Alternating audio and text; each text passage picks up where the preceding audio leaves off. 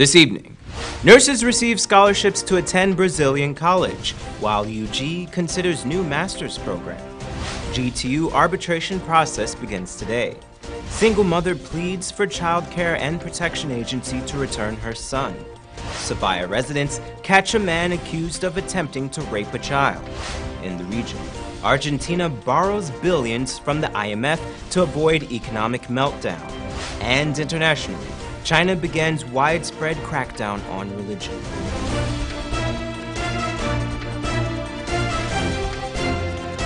From Safe TV headquarters in South Rival Gardens, this is Safe TV Headline News with George Gonzalez. Today is Tuesday, September the 11th, 2018, and this edition of Headline News is now being streamed live on Facebook and YouTube. Thank you for joining us. The general manager of the state-owned Guyana Chronicle newspaper, Sherrod Duncan, has been placed on administrative leave pending allegations of mismanagement.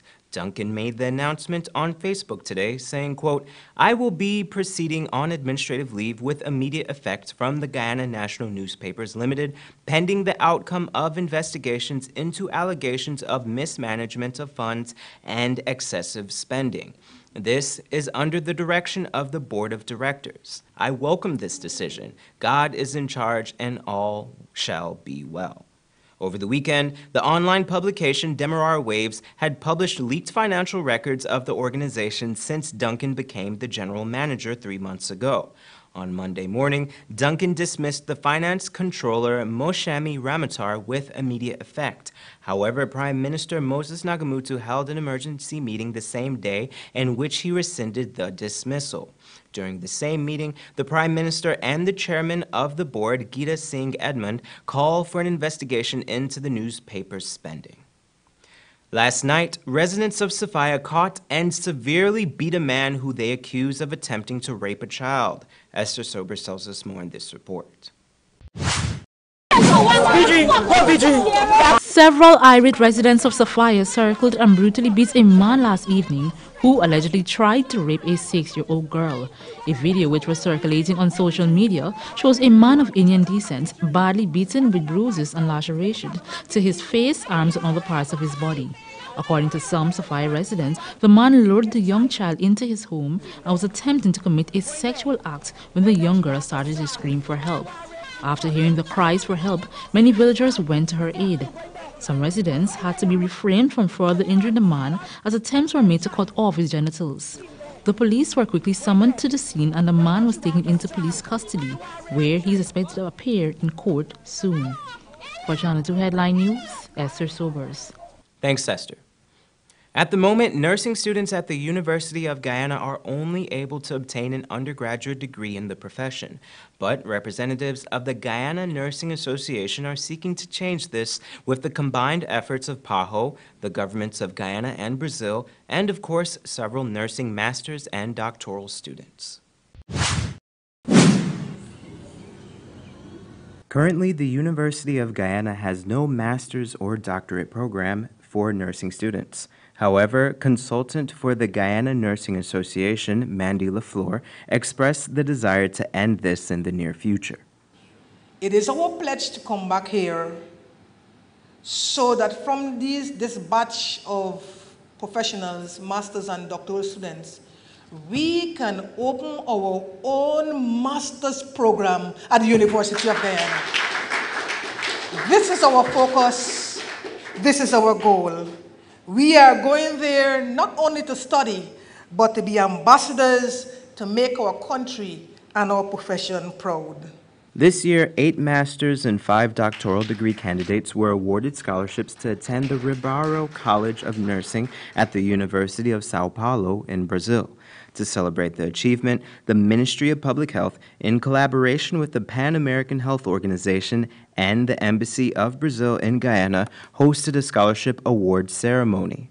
Minister of Public Health Volda Lawrence used the occasion to express the belief that this scholarship program will help to improve the skills of nurses nationwide. With regards to ensuring that our human resources in the area of nursing in Guyana is being given not only the limelight, but given the support for the upgrade of their skills and to ensure that they can be able to return to Guyana and share those experiences and their knowledge with their counterparts. The program is a collaborative effort to celebrate 50 years of diplomatic relations between the neighboring countries. Next year, the school desires to offer another batch of Guyanese nurses the opportunity to further their educations in Brazil.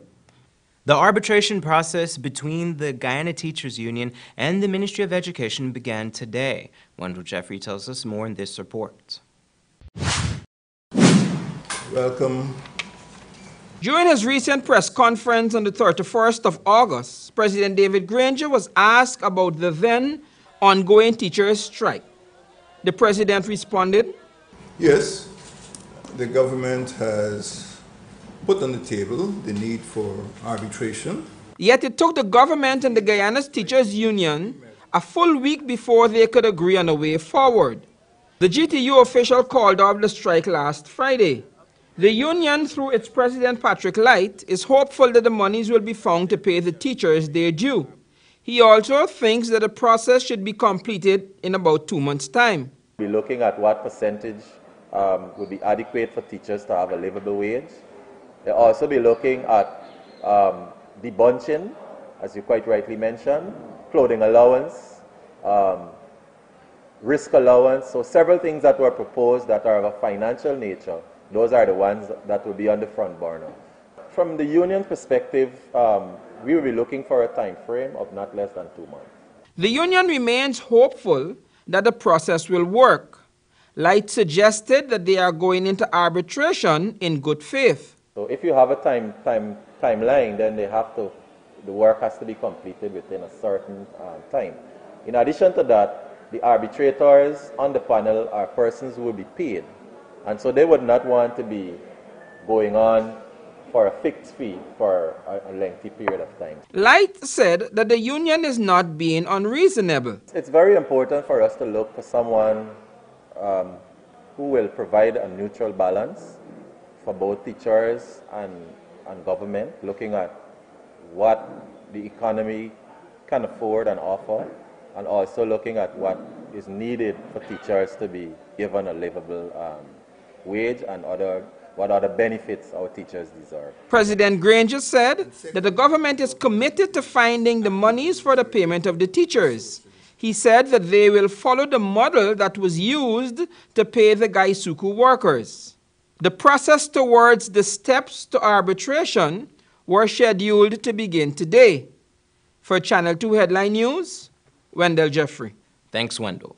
Don't go away. Coming up after the break, Junior Finance Minister rubbishes Jagdeo's vote-rigging claims, and a single mother pleads for her son's return. But first, here's today's foreign currency exchange rates.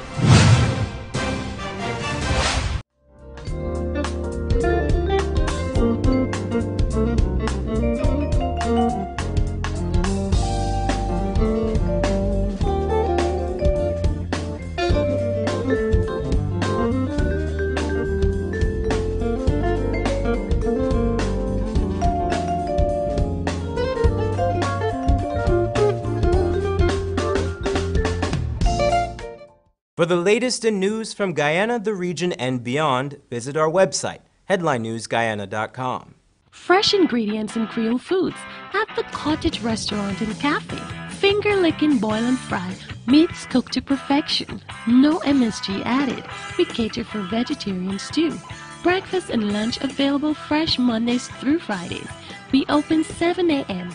Get coffee, Milo, or our famous power porridge, filled with a blend of indigenous barks, natural fruit juices.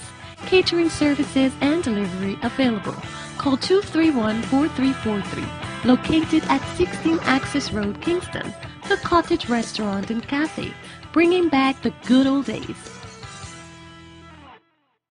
The night you have been waiting for is finally here. Heavenly Light Mako presents Tasha Cobbs and her band live in concert. Now on the 14th of September at the National Stadium, 18:30 hours.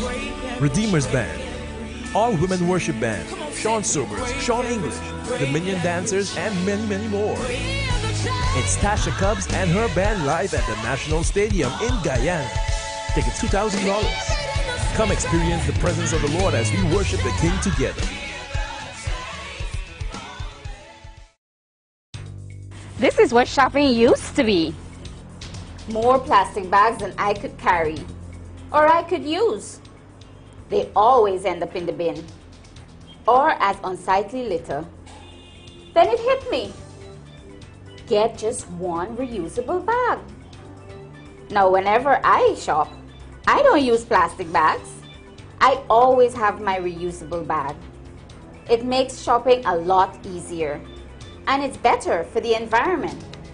Use one less disposable plastic bag. Make the switch to a reusable bag today. For more information, please call us on 226-2189 or 227-8429 or visit our website moc.gov.gy. A message from the Ministry of Communities in collaboration with the Inter-American Development Bank.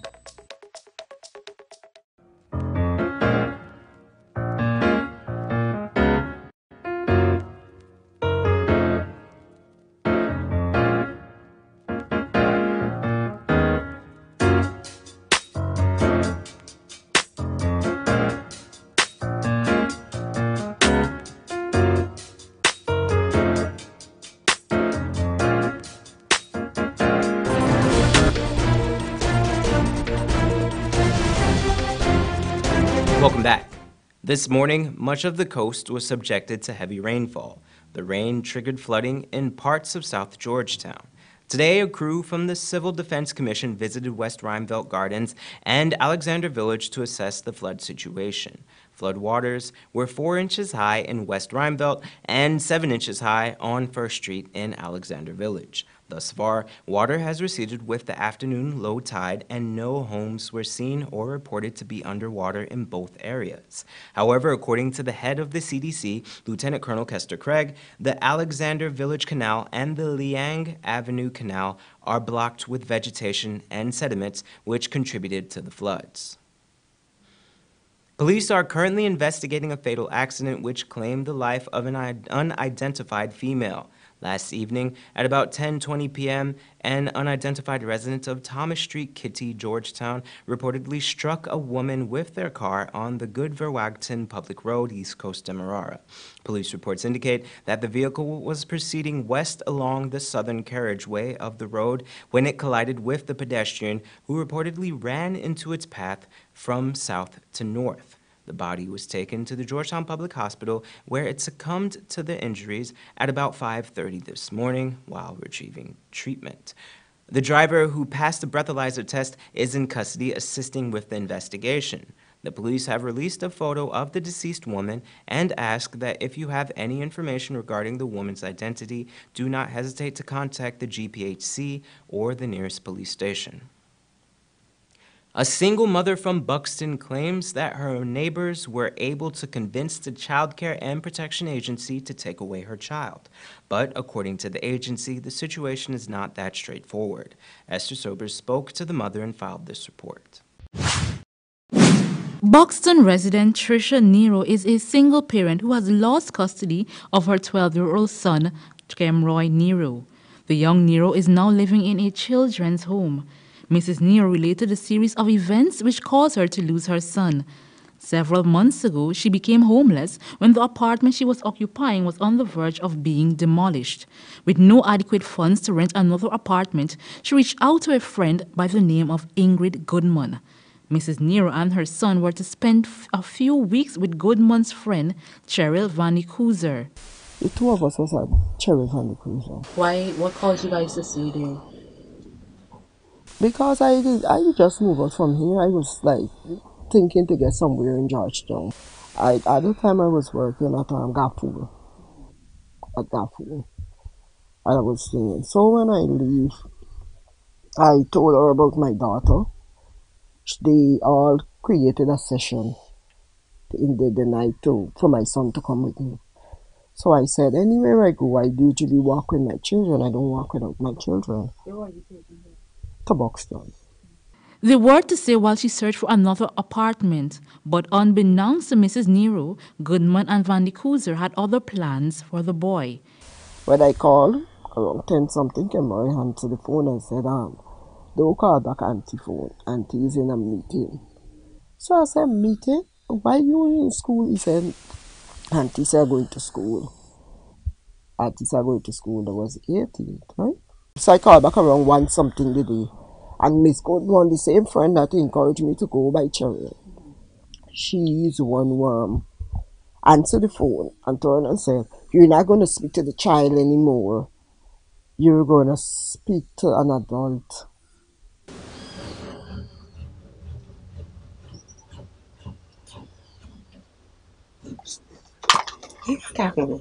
Nero allowed her son to spend one more night, but to her displeasure, days turned into weeks, as Van Kuzer allegedly refused to allow the boy to return to his mother. Goodman subsequently made a report to the Child Care and Protection Agency, and Van Kuzer was granted custody of the boy. The very distraught Nero claims that Goodman's decision to contact CPA stemmed from her refusal to live in a refuge. Francis Goodman created this whole problem because she want to go into refuge, you know. I can't go in Goodman refuge when I have a home. I have my own things here. I come here, look me somewhere. The refuge is in Melanie. At Simon Road, going down the Second Street Tarmac, right? Friend, my son deserves being a child care, I'm telling you. I never forsake me so. Mrs. Nero further claims that the agency did not properly investigate her situation before giving her son to Van Kuzer. She says Van Kuzer is unemployed and has neglected the child's education. Mrs. Nero showed us Kemroy's report, which shows that while in Van Kuzer care, the boy was absent for an entire school term. Nero also said that at some point, Van Kuzer had left the country, leaving the boy in the care of 2 male relatives from the home. This led to CPA to have the child moved to Sofia Home for Children. Whilst Mrs. Nero is not rich, she was quick to point out that when she can, she would provide the basic necessities for her child. Honestly speaking, I don't want to lie. When I was there living with Cherry Van de Cruiser, Cameron can speak the truth. I can speak the truth about that situation. When we go there, the home is way better than like around, right? The garden. So, but in coming to meal and so, I was the one who supported that. She was also quite stern about her son's education, as she provided recent statements from the child's previous primary school head teacher. Van Kuzer could not be reached for a comment. However, Channel 2 Headline News did make contact with Child Care and Protection Agency. Head of CPA Anne Green relates that the boy, in the midst of the controversy, doesn't show interest in wanting to return to his mother, despite several efforts by the agency to have him return home. He refused to go with her. So he stayed with the lady. The lady brought him to us. We investigated, and he was safe for a little while then. So we were monitoring what happened. The lady left and go away. She came and she told us we had some trouble to get the boy to leave the place because, again, it's a place we find comfortable.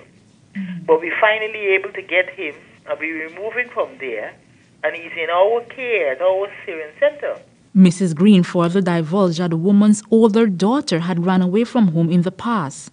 Upon investigation of that incident, Mrs. Nero was believed to be by the agency to have parenting challenges that the agency is willing to assist in order for her to regain custody of her son. Additionally, Mrs. Green noted that the matter was transferred to the family's court, which the judge ruled that the child should remain in the agency custody until the next court hearing, which is scheduled for November. In response, Mrs. Nero said that she is willing to attend any counseling sessions provided by the agency. They called me to give me the counseling. I will accept the counseling. I will do anything just to work with my son right. Headline News will keep you updated on the development of this story. For Channel 2 Headline News, Esther Sobers. Thanks, Esther. Recently, opposition leader Barrett Jagdeo claimed that the coalition government would attempt to rig the general elections in 2020. But according to Minister within the Ministry of Finance, Jayapal Sharma, voter manipulation is not as possible as in years past. Here's Wendell Jeffrey with more. It's not an easy thing to rig an election, especially after 1992. Maybe it's a possibility prior to 1992. The PPP, for they're going to say to the people, plant that seed. Again, I say, I'm a realist. I don't plant seed in the minds of people about rig election. Minister Dreyfus Sharma was addressing a question posed to him on the notion that the coalition might rig the 2020 elections. In an interview with Channel 2 Headline News, he said that he has first-hand information on how GCOM works. I worked in the office of the Guyana Elections Commission as a senior officer. It didn't have anything to do with the elections in operation, but it was finance. But because being in finance, I had to know the entire election process from A to Z. So many times I had to address technical questions when these guys were not around. They would ask me the technical question, and I had to address it. So I had to address my mind to the operation of the Guyana Elections Commission, technical aspect. The junior minister said that the intervention of the Carter Center model has made rigging elections in Guyana very difficult. After 1992, with the Carter intervention and its formula and mechanisms, and then in 2001, the independence of GCOM, right? Where it have a permanent commission with a permanent chairman and commissioners, it became very difficult for anyone to rig the election. The minister said that an effort can be made, but that the system is difficult to penetrate given the several layers: scrutineers, observers, and party agents. And you may try a thing or two, but then you have observers who will observe. You have scrutineers, you have agents of party on the election day, ED, as referred to. The leader of the Justice for All Party said that the PPP is trying to plant seeds of rigging in the minds of the Guyanese people, but that they should not do that. At each and every polling station in this country, last one they had about 2,200 polling stations. In each and every polling station in this country, the PPP will have one of the best, if not the best, agent, party agent, the scrutineer. He said that the experienced PPP agents will be documenting everything that happens at the polling stations. They will be documenting every single thing that will be happening. They will be communicating the result at these various polling stations to the PPP. Sharma said that only an outlandish act like the APNU paying off the PPP agents would facilitate the rigging of the elections. Unless you tell me something like the APNU AFC going to pay off your agents, maybe $1 million, $2 million, or $5 million, or whatever the case may be, that they may carry a statement of poll that is different. That was declared in the various polling stations. That is the only way it could happen. The minister said that to satisfy him that the APNU AFC can rig, Jack Dio would have to say how the rigging will happen. Jack Dio need to say how it would happen, and then I will rationalize it, and I could say yes, it's a possibility. But he can't say it's going to be rigged. You got to tell me what is his vision, what is his belief. And then I could say to you, if you ask me a question, if he should make a statement at his next press conference and say, I'm going to respond to Chairman, this is how it's going to rig. I'm going to analyze it, I'm going to say yes or no. For Channel 2 Headline News, Wendell Jeffrey. Thanks, Wendell. Don't go away. Coming up after the break, Argentina borrows billions from the IMF to avoid economic meltdown, and China begins widespread crackdown on religion. But first, here's this week's Bridge Retraction schedule, sponsored by Forbes Vulcanizing Shop, located at 248 Duncan Street, Newtown, Georgetown.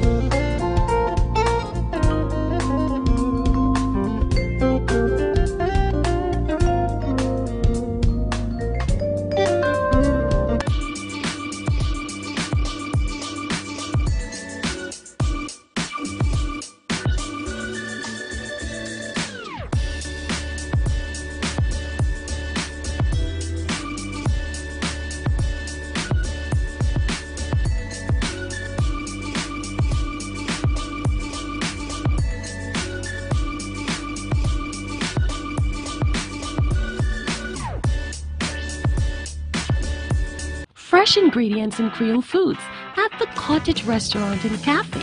Finger licking boil and fry, meats cooked to perfection. No MSG added.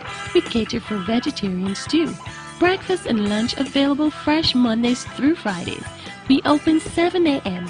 Get coffee, Milo, or our famous power porridge, filled with a blend of indigenous barks, natural fruit juices.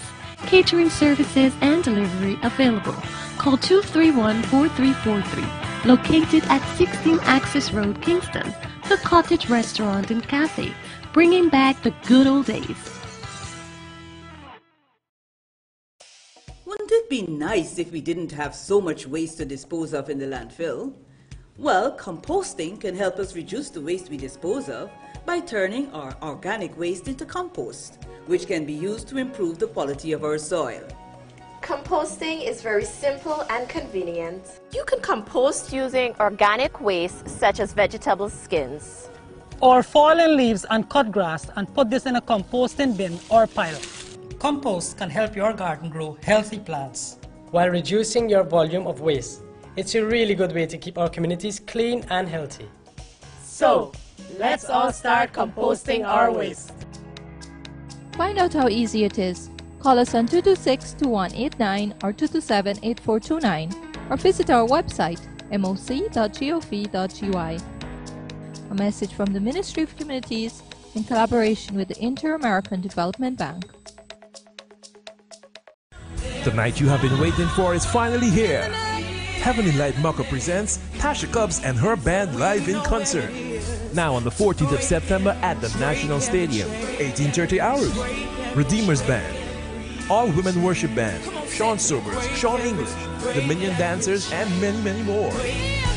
It's Tasha Cobbs and her band live at the National Stadium in Guyana. Tickets $2,000. Come experience the presence of the Lord as we worship the King together.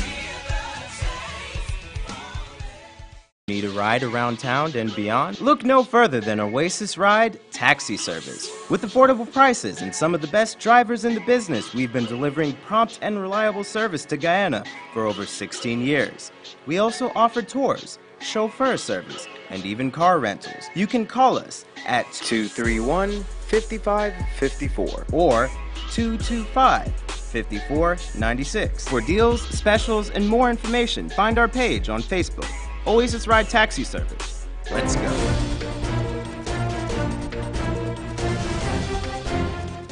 Welcome back. Now here's BB Backus with the regional and international headlines of the day. Today's regional and international news is sponsored by Top Notch Auto Sales. Top Notch Auto Sales, located at 145 Regent Road, Georgetown. In the region, Argentina could be heading for a recession as the currency is sliding, inflation rising, and the country is facing an economic crisis. The International Monetary Fund is providing a total of $50 billion as an emergency loan, a move that is not as popular as many Argentines blamed the IMF for the previous crisis in 2001.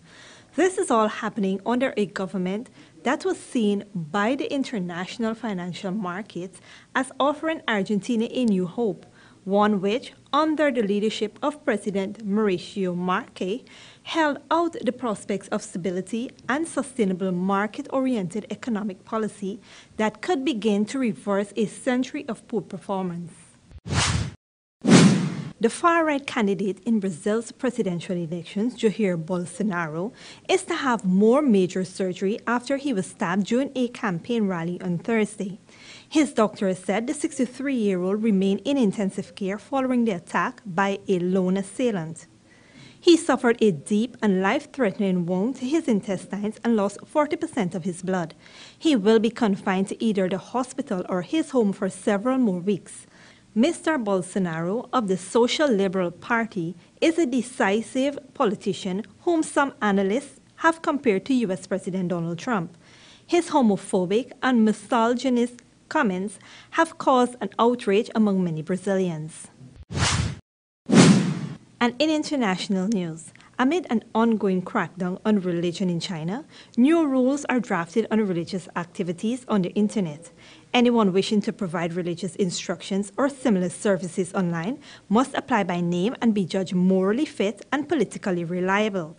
According to drafts, regulations posted online late Monday by the State Administration for Religious Affairs. Live streaming of religious activities, including praying, preaching, or even burning incense, is also forbidden. Authorities in recent months have exerted pressure on religious groups, destroying crosses, burning Bibles, shutting churches, and ordering followers to denounce their faith. Headline News, Bibi Bacchus. Thanks, Bibi. Here's your 3-day weather forecast.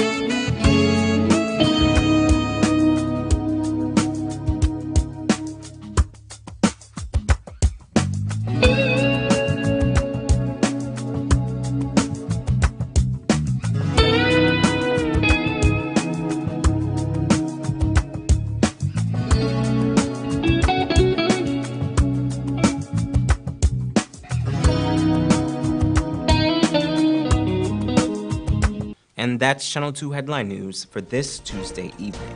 As we take our leave, we invite you to find Channel 2 Headline News on Facebook, YouTube, and our website, headlinenewsguyana.com. You can also tune in tomorrow morning at 6:30 for a rebroadcast, and Wednesday evening at 7 o'clock for more news. For now, I'm George Gonzalez, signing out for this newscast saying thank you for welcoming us into your homes, and do have a blessed evening.